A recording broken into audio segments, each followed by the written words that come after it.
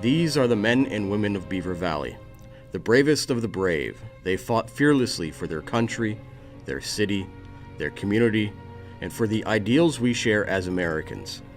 They served proudly in World War II, Korea, Vietnam, the Gulf War, Iraq, and Afghanistan. Here now are their stories, their own experiences in their own words, the words of the heroes of Beaver Valley. How many tens of thousands of people in vehicles, everyone's on the same mission, get to go to Baghdad. So that was really cool. Probably never see something like that again. So as far as that, that number of armored vehicles somewhere else in the world, for us to do something like that, probably never, might not happen again in our lifetime. So.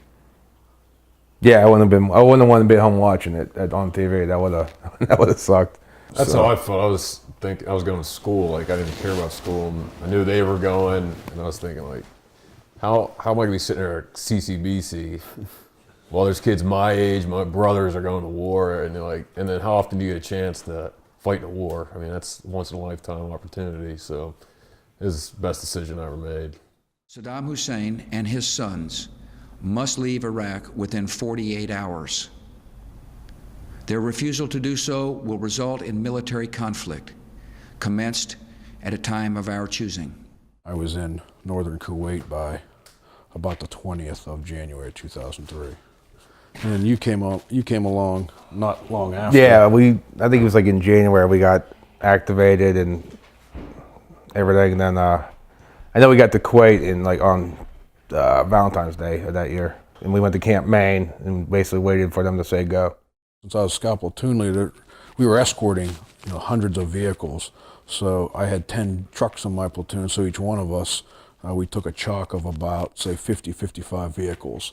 And so we moved them through. We moved from, say, an assault position into an assembly area or whatever, and then from there we just started moving basically north through the sand. And then we basically just moved up until we ran into the highway south of, I guess it would have been Nasiriyah. Yeah, and then we actually hit like a paved road there and somewhat of a traffic jam. And yeah, basically for the first 4 days, it was just almost a constant movement. So I really didn't sleep. We paused at times, but just kind of a slow, constant movement. Yeah, you'd wake up and the truck that was supposed to be in front of you wouldn't be there anymore because you would nod off, oh shit, and go try to play catch up. Back then it was, not everyone had radios, so it was just follow the truck in front of you and just keep going. So, and it was hours and hours of just driving through the desert before we even saw anything. We stopped, and that was after that kind of that 4-day push or so, and that was the big sandstorm. We had just got through the town when that sandstorm hit. So. End of the world sandstorm, and find the guys in a sandstorm where at night you tell them turn the lights on, and if you were 20 feet away, sometimes you still couldn't see them. I was a bridge builder, so we just had a bunch of big Hemmets with big bridge parts. So when that shutdown came, they just shut us down, so we all just fell asleep in the trucks. After that, they sent a small group of my platoon with the Marine Corps to build their bridge over. It wasn't even a Tigris or the Euphrates. It was a smaller Canal. So that was our 15 minutes. We were going through the desert on almost like a 1-lane road, and all of a sudden you just come to grass and trees and irrigated fields. So it was almost like, just like that, like the desert ended, and right then and there, that was just before the Euphrates, and that was our brigade's job, was to seize right there that bridge. And so since we had devices called LRASs, which were the forward-looking infrared kind of big box on top of the Humvee. We had 3 of them. So we basically worked as kind of hunter-killer teams, and my scouts would find targets, and then the Bradleys would, shoot them with a 25 millimeter, or we'd do artillery, whatever. Yeah, took the bridge, we moved forward. We were near the El Razaza, I think a lake and a reservoir, and basically we were on line with the other tank battalions, and everybody was real polite. Everybody, Like, it didn't matter if you were a reservist, National Guard, active duty, Marine. You know what I mean? Like, it's like, oh, you got water, you have ammunition. You know what I mean? Like, everybody. Yeah, I forgot about that. But yeah, everyone knows, like, here. Like, nobody was like, oh, that's not the right form, or, you know what I mean? Like, everybody was, like, real nice, real helpful. It was, like I said, kind of comical, but it was neat, because everybody, and everybody, we knew everybody's headed the same spot or whatever. So, but that was the night we started moving forward towards Baghdad, and we kind of started getting into more built-up areas. So then once again we kind of led the way up until the airport. Basically at the middle of the night, early morning, whatever, came the assault for Saddam International. They used the Bradleys and tanks to push across the airfield. Once again, the Humvees, we had a couple up armored, but mine, we had no armor. So they kind of were a little bit careful with us. Once they ceased, I believe there was the military side of the airport, we kind of went in and we looked and found different things. We actually went around the entire perimeter of the airport, checking, basically just doing a reconnaissance of it. They had aircraft coming in almost immediately. Our job was to go out and basically destroy any anti-aircraft. That's when we started really mixing with the people, and the people were real happy and bringing us food and all that kind of stuff. We actually, I left my battalion, or my platoon did. They attached us to the brigade reconnaissance troop, the scouts for the entire brigade. And so we went and actually lived in what became Victory and Liberty, the big Al-Faw Palace. And then from there, battalion picked up, and when we moved down to southeastern Baghdad, I got to link up with him, so we took pictures. And Yeah, after we built our bridge and we were sitting on it. We built two, but the one I was on, we built and basically sat there and directed traffic for people to go over. It was pretty loose, we sit around t-shirts, then nothing on. And I looked down the road and I saw someone full desert, because I was reserved, so I was still wearing green. And I see the Humvee pull up, and some guy got with desert camo and goggles and helmet on and the gun. I'm like, I was like, oh, that's my brother. Yeah, I got sunglasses and a flak vest on. I don't know where my helmet was at the time, but yeah, we took some pictures and that. So you gave me a dog. I gave him my dog. Gave him a flag I captured. So yeah, so that was a good day. Yeah, so we were in southeastern Baghdad, and we almost didn't know what to do. It was kind of chaotic, and it was kind of see if you can get people to stop looting, but we really couldn't. They pretty much just ripped away anything that wasn't, or even stuff that was nailed down. They basically knew we weren't going to do, like there was a time or two we fired some warning shots with a 50 caliber. They knew we weren't going to shoot them. They knew they could kind of do whatever they wanted. Yeah, and that was a big discussion as far as, we didn't secure all the ammunition or whatever. There was just so much stuff. No, we drove trucks and trucks of stuff. Every elementary school would be full of stuff built. It was just that you couldn't destroy the stuff. We were trying to, destroy weapons, and it was just it was everywhere, and there was so much of it. And they did the big swap out of positions for the officers in the battalion. So I actually went over to my old roommate's company, which was with 2nd Brigade, and they were on the Habbaniyah Airfield, an old British air base on the other side of Fallujah. And so I got back in a Bradley, so I was happy to be back in a Bradley. Over there, it was just a different ballgame. Baghdad, people liked us, were happier there. Fallujah, you knew, people didn't like you there.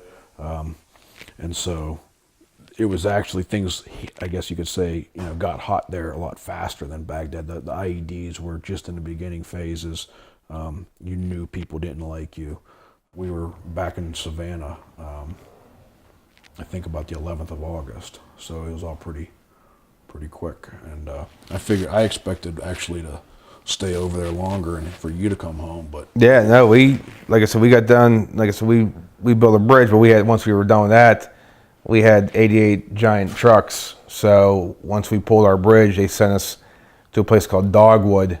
After that, we started doing the hauling missions. We would go to, we'd take, 20, 25 trucks, I guess, and drive into certain place, into Baghdad or whatever. We would find like the old army bases, and we would load up all the munitions onto our trucks and then take them to a different army base and come back.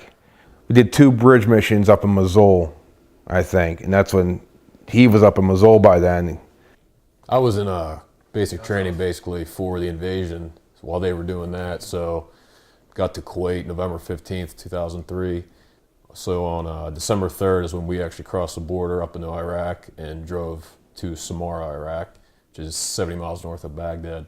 That took a couple days to get up there, and then we jumped right into it, started doing missions, and pretty much things started happening right off the bat, taking small arms fire, sniper fire. First night we went into Samarra and spent time there, and we spent time in Mosul, and then a couple months there, then a couple months down in the Joff. They bounced us around a lot. I feel like it was because of those vehicles we were in. They were easy to move around, be on rubber wheels and everything like that. After Najaf, we ran missions through Baghdad for a month every day, taking supplies. 12 hours it would take a day. You go up one day, sleep at one base, then drive back. It was awful. Just boring is what it was. And then we ended up in Tel Afar, Iraq, way north, almost by the Syrian border. And that's where we had the most action. It got to a point where all the civilians actually left the city. I think it was 250,000 civilians there. We spent a couple months there fighting those people. We fought the insurgents there. We had a couple huge firefights there where they actually shot down a Kiowa helicopter. I think it was a 3.5-hour firefight. And we didn't lose one guy. We had 2 guys take some shrapnel, and we got somewhere around 120 of them, 120 insurgents we killed. And that's where my deployment ended, in Tel Afar. We left from there. We flew out. We left our vehicles there for the next Stryker brigade that was coming. It was real big adventure, kind of like, compared to other deployments, that was the one that was like, this is what going to war is like, and kind of an adventure. Yeah, it's more Wild West than like the later, to where Wild West. People could just do anything they wanted. Like I said, we would roll missions, and my helmet would be on the floor, and T-shirt all the way to Baghdad, or all the way from when we went to Kuwait. When you're doing stuff, when we were actually moving, during the invasion, or when we were doing operations or whatever, like, it wasn't really nerd, you know what I mean? Like, you're just busy and things are all right, but when you'd stop, that was kind of the bad time. Like during a firefight or whatever, you really want to get scared, but afterwards is when I would get kind of freaked out about it. After you go back and you start cleaning your weapon, it kind of hits you like, what just happened? Like, in a firefight, everything just slows down, and you're actually pretty, you know what I mean? Like, everything really does, really. Everything becomes very clear.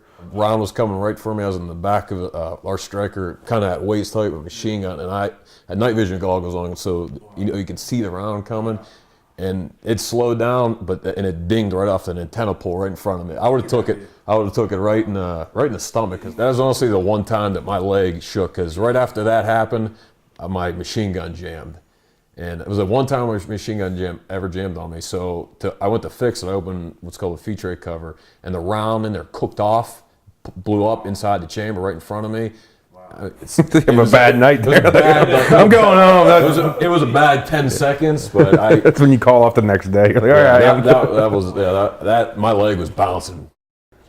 Like I said, I was a bridge engineer, but they wanted us to go with a combat engineer out of Orlando. They asked for volunteers, and a bunch of guys from my company volunteered, and we had to go to Fort Dix, New Jersey, to get reclassed as combat engineers to go through demo school again, because we were going over as route clearance team, go over and look for the IEDs. It was like 2007. I was based out of Ramadi for most of it. We would go out and do route clearance pretty much every day. We would do a mission. I ended up getting off active duty in the end of 2006. I was kind of mad that I didn't get to go to Afghanistan or get to go back, so I joined the reserves right away. If you joined in the psychological operations, you were going to go pretty quickly, so I did the train up for that, and very rapidly went back to Iraq. And I went back in January 2008. Went back to actually Baghdad and lived on the Victory Liberty compound. I wasn't really doing a tactical mission. I was doing more kind of a headquarters type mission. I got to fly around a lot. It was actually, things had kind of quieted down, we were kind of I was on more of the tail end, so it was actually not as enjoyable as it was kind of like you thought back, like, oh man, 03, that was the good, at the time you're really scared, you don't know what's going to happen, but 08 was much more kind of almost like the paperwork stress and stuff like that. It just was a whole different ballgame. Like 03 or 04, you could just drive off base. When we were in Dogwood, you could take a Humvee and go, and like once we went back on a second tour, everything's locked down. It was a little more professional, the second tour.